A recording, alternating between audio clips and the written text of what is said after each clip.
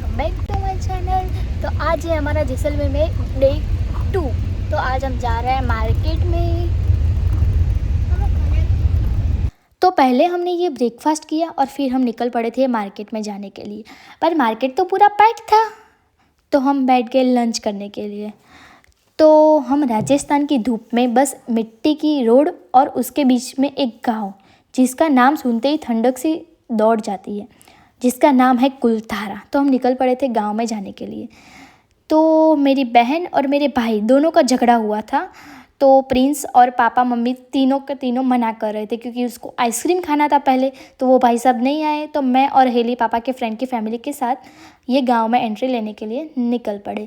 तो यहाँ पे थोड़ी सीढ़ियाँ वीढ़ियाँ भी थी, तो हम सीढ़ियाँ चल रहे थे और बातें बातें कर रहे थे कि क्या होगा क्या नहीं, डिसाइड कर रहे थे कि क्या करें। फिर हेली ने थोड़े फॉरेनर के साथ सेल्फी बल्कि खिंचवा ली। तो फाइनली मैं उसके गेट तक पहुंच गई और ये है गेट। तो गेट के बाद हज़ारों कहानियां हवा में तैरती मिलती है। लोग कहते हैं यहाँ एक वक्त में लोग रहते थे, पर एक ही रात में सब गायब हो गए। पूरे गांव ने एक ही रात में सब छोड़ दिया। सुनने में आता है कि यहाँ एक ब्राह्मण लड़की थी, उसकी खूबसूरती पूरे गांव में मशहूर थी। लोकल सुल्तान उसको ज़बरदस्ती चाहता था। उसने धमकी दी, या तो तू मुझसे शादी करो वरना मैं पूरा गांव तबाह कर दूंगा। कुलधरा के लोगों को ये बेइज्जती बर्दाश्त नहीं हुई। तो उनकी किताबों में लिखा था कि ऐसा कुछ हो तो हम गांव छोड़ देंगे। तो उन्होंने डिसाइड किया कि हम गांव छोड़ देंगे। तो सभी लोगों ने एक ही रात में 100 से ज़्यादा परिवारों ने अपने घर, अपने मंदिर, अपनी सब यादें छोड़कर चले गए। तब से लेकर आज तक यहाँ कोई वापस नहीं आया। और लोग कहते हैं जब भी कोई रहने की कोशिश करता है अजीब सी चीज़ें होती हैं। हम लोग तो दिन में आए थे, पर यहाँ नाइट स्टे लोग सीरियसली अवॉइड ही करते हैं। तो हम आगे जा रहे थे तो यहाँ पे इसकी स्टोरी लिखी हुई थी, बट स्टोरी में क्या लिखा था कि यहाँ पे भूकंप की वजह से लोग खाली कर दिया है गाँव।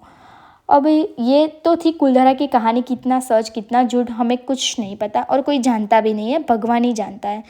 तो आप सोच रहे होंगे कि वो लोग रात को खाली कर दिया गाँव, फिर भी ये गाँव ऐसा क्यों है।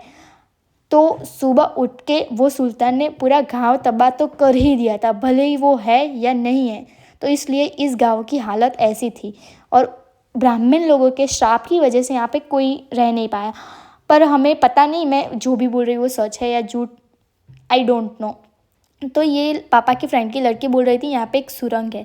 वो बोल रही थी कि मुझे अंदर जाना है दीदी, मैं जाऊँ। तो मैंने मना कर दिया क्योंकि ये अंदर क्या है क्या नहीं हमें तो नहीं पता, इसलिए हम नहीं जा सकते। फिर हमने ऊपर जाके भी देखा कि ऊपर से कैसा दिख रहा था गांव।